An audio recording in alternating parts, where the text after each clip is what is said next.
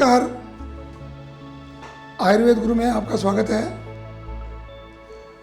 जैसा कि हम सोरियासिस पर पूरी सीरीज बना रहे हैं, उसी कड़ी में आज पंचकर्म की दूसरी विधि, एक विधि हम विरेचन पे वीडियो बना चुके हैं। आज हम बात करने वाले वमन की। वमन का क्या रोल है सोरियासिस के ट्रीटमेंट में? बिल्कुल रोल है जैसा कि चिकित्सा करते हुए मैक्सिमम डॉक्टर्स क्या करते हैं, चाहे वो आयुर्वेद के चिकित्सक हों, चाहे वो दूसरी पैथी के चिकित्सक हों, मैक्सिमम चिकित्सक आपको दवाइयाँ देने की कोशिश करते हैं और दवाइयों से रोग को ठीक करने की कोशिश करते हैं। जबकि आयुर्वेद का मानना ये है कि जब तक रोग के कारण को जड़ मूल से समाप्त नहीं किया जाएगा, तब तक बीमारी ठीक होने वाली नहीं है। उसके लिए क्या है कि सबसे पहला जो क्रम है, भोजन पाचन का जो क्रम है, उसमें जो हमारा स्टमक है, जो हमारा आमाशय है, भोजन पहले जाता है आमाशय में और वहाँ से आगे की तरफ बढ़ता है। और यदि आमाशय में दोष हैं, क्योंकि आयुर्वेद ने माना है कि ये एरिया है नाभि से ऊपर का, ये कफ का स्थान है, और यदि कफ के स्थान की शुद्धि नहीं की जाएगी, कफ ज़्यादा होगा तो अग्नि मांदेय होगा, और जब अग्नि मांदेय होगा तो खाना पचेगा नहीं। जब खाना प्रॉपर पचेगा नहीं तो अनडाइजेस्टेड फूड पार्टिकल्स जो हैं वो एब्जॉर्ब हो जाएंगे ब्लड में, और वो लीवर के माध्यम से होते हुए और हार्ट के थ्रू पूरे बॉडी में सर्कुलेट करेंगे। और वो जो टॉक्सिन्स हैं, वो टॉक्सिन जब सेल लेवल पे जाकर डिपॉजिट होंगे तो वो कुछ ना कुछ तो वहाँ सड़ांत पैदा करेंगे, कुछ ना कुछ वहाँ जहर बनाएंगे, और बॉडी का जो नॉर्मल एक फंक्शन है, उस नॉर्मल फंक्शन को डिस्टर्ब करेंगे। उस नॉर्मल फंक्शन को जब डिस्टर्ब करेंगे तो और टॉक्सिन बनेंगे, क्योंकि जहाँ पहले से कुछ मल या कुछ गंद रहता है तो वहाँ बॉडी में और भी जगह पे गंद इकट्ठा शुरू होना हो जाता है। तो उसमें क्या करना है कि सबसे पहले हमको अपनी डाइजेस्टिव सिस्टम को क्लियर करना है। तो आयुर्वेद में ऐसा बोला भी गया है कि यदि पंचकर्म की अन्य विधियाँ आपको करनी है, उन सबसे पहले ही, विरेचन से पहले भी आपको वमन करना चाहिए। क्यों? क्योंकि यदि आपका स्टमक ठीक है तो आपका सब कुछ ठीक है। तो ये तो आयुर्वेद की कहावत भी है कि जिसका पेट ठीक उसके सब रोग ठीक। तो वमन की विधि क्या है? वमन की विधि है कि पहले पेशेंट आएगा, उसमें हम ये देखेंगे कि पेशेंट योग्य है या अयोग्य है।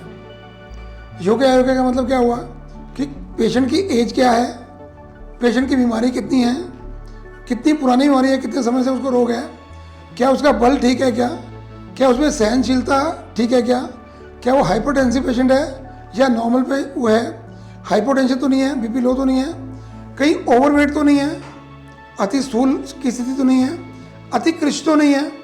उस सारे को देखते हुए, रोग की अवस्था देखते हुए, ऐसा जरूरी नहीं है कि बहुत पतला आदमी हो तो उसका हम पंचकर्म नहीं कर सकते, पर यदि उसका मन का सत्व बहुत अच्छा है, उसकी सहनशीलता बहुत अच्छी है, तो कर सकते हैं। पर कोई मोटा व्यक्ति यदि सहनशील नहीं है, कष्ट सहन नहीं कर सकता, तो उसकी चिकित्सा हम नहीं करेंगे। मैं कल का उदाहरण देता हूँ आपको। रात को मेरे को एक पेशेंट आए, शाम को, उनका वेट था 94 kg, और आए क्या कह के कि मुझे वेट कम करना है। तो जब मैंने पंचकर्म की विधा बतानी शुरू की तो उन्होंने कहा सर कोई शॉर्टकट नहीं है। तो इसका मतलब क्या, उनका मन उतना अच्छा नहीं था, सब कुछ ठीक था, बीपी ठीक था, पल्स ठीक थी, देखने में भी ठीक थे, और लग रहा था कि स्टेमिना भी ठीक होगा, पर मन उनका ढीला था। तो हमने उनको कहा कि पहले मन मजबूत करके आइए, तो उसके बाद ट्रीटमेंट आपका करेंगे। तो वमन में हम पहले क्या करते हैं कि जब सब डिसाइड हो गया, फिर किस मेडिसिन से करना है, क्या रोग है। जैसे आज हम बात कर रहे हैं सोरियासिस की, तो सोरियासिस हम क्या करते हैं कि पहले 3 से 7 दिन तक हम घृतपान कराएंगे। डिजीज़ के अनुसार, उसकी अवस्था के अनुसार, बॉडी कितनी ड्राई है उसके अनुसार हम 3 से 5 दिन घी पिलाएंगे। घी पिलाकर हम उनका करेंगे अभ्यंग स्वेदन। जब हम घी पिला रहे हैं, घी पिलाते हुए जो डाइट देनी है, वो डाइट मैं आपको जरूर बताना चाहूँगा कि हम टॉक्सिन निकालना चाहते हैं, तो और टॉक्सिन ना डले बॉडी के अंदर, तो हम उसको पेशेंट को लिक्विड डाइट पे रखते हैं। जैसे मूंग दाल का सूप, उसके अलावा गर्म पानी, दूध, इस तरह के प्रोडक्ट हम देना शुरू करते हैं हमको, ताकि सॉलिड जाए ही नहीं और मल बने नहीं। ऐसा करने के बाद अभ्यंग स्वेदन किया। अभ्यंग शोधन करने के बाद मानिए किसी को हमने 5 दिन घृतपान कराया, तो 7वें दिन हम पेशेंट को सुबह सुबह बुलाएंगे और फिर उसकी फुल बॉडी मसाज और स्टीम करेंगे। करने के बाद उसको आकंठ दूध पिलाएंगे। दूध यानी यहाँ तक पूरा गले तक दूध भर जाए। ऐसा तो हम इक्षु रस से भी कर सकते हैं, मतलब गन्ने के रस से भी कर सकते हैं, पर इन जनरल क्योंकि दूध साथ में होता है तो छठे दिन की जो रात है तब क्या करते हैं, उनको मालपूड़े, खीर, ऐसी कुछ चीज़ देते हैं जिससे कि उनके अंदर थोड़ा कफ और प्रकोपित हो जाए और सुबह हमको कष्ट ना हो। तो सुबह अखंड दूध पान करा कर उसमें मदन फल, वच, पिपली, शहद और सेंधा नमक का एक कॉम्बिनेशन बना के वो हम पेशेंट को देते हैं और 20 मिनट तक हम मैक्सिमम वेट करते हैं और पेशेंट को वेग आने शुरू होते हैं। जैसे उनको वेग आना शुरू होता है, वमन यानी उल्टी आनी शुरू होती है, तो वो दूध निकलता है। तो जब दूध निकलना शुरू हो गया तो उसके बाद हम क्या करते हैं कि उनको वो मुलट्ठी का काढ़ा पिलाना शुरू करते हैं साथ में।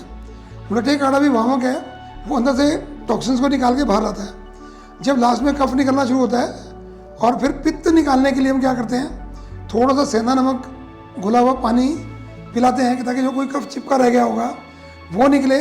और पित्तांतक वमन जो है सबसे बेस्ट होता है। जब पित्त निकल जाता है ऊपर से तो तुरंत शुद्धि होती है और पेशेंट के सिम्टम्स में बहुत रिलीफ मिलता है और पेशेंट अपने आप में जो 7 से 10 दिन में पेशेंट को जो सिम्टम्स सोरेसिस के हैं उसकी इचिंग कम होती है, उसकी स्केलिंग कम होती है, उसकी मूवमेंट बढ़ती है, जो स्टिफनेस बॉडी में थी वो ख़त्म होती है और पेशेंट एक ही वमन में 20 से लेके और 60% तक उसको रिलीफ आता है पहले वमन में।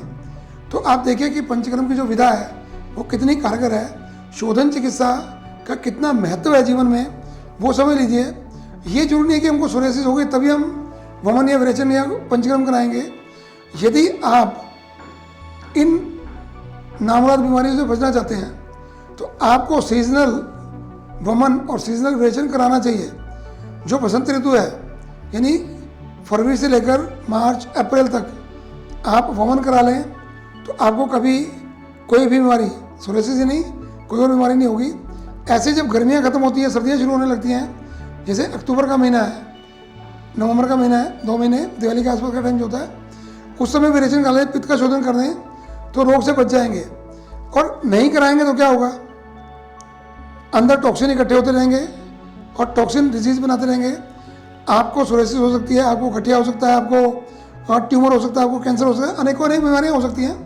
उन सबसे बचने का एक सीधा सा साधन आयुर्वेद ने बताया कि हम सीजनल पंचकर्म करा लें।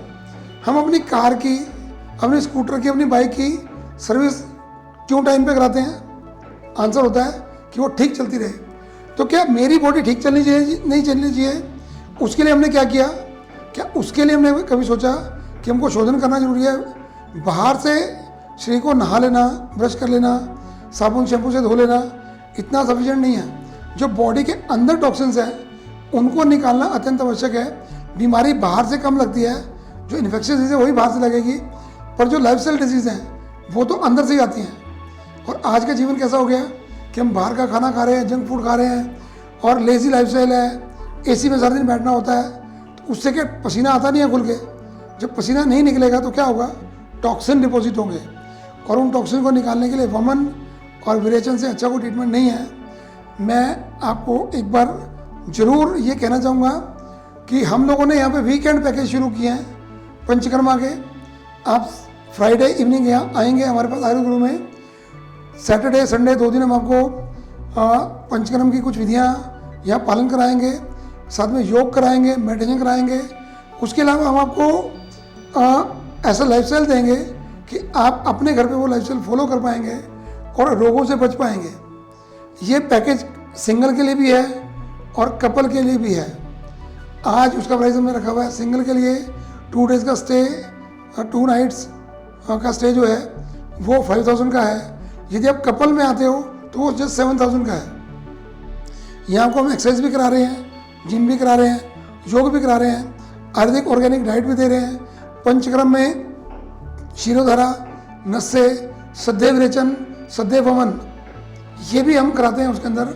तो आप एक बार दिए हुए नंबरों पर जो नंबर डिस्प्ले हो रहे हैं उस पर अपनी अपॉइंटमेंट बुक कराएं और आकर एक बार हमारी इस सुविधा का लाभ अवश्य उठाएं। आपने यदि चैनल सब्सक्राइब नहीं किया है तो चैनल को सब्सक्राइब करें, क्योंकि हम लगातार वीडियोस बना रहे हैं सोरेसिस पे और इस सीरीज़ को हम बहुत कंटिन्यू करना चाहते हैं। हमने ये तय किया, मेरी एक पेशेंट ने एक संकल्प लिया था मेरे साथ बैठ के कि हम दुनिया से सोरेसिस को मिटा देंगे, तो उसी क्रम में हम लगातार इस पर काम कर रहे हैं।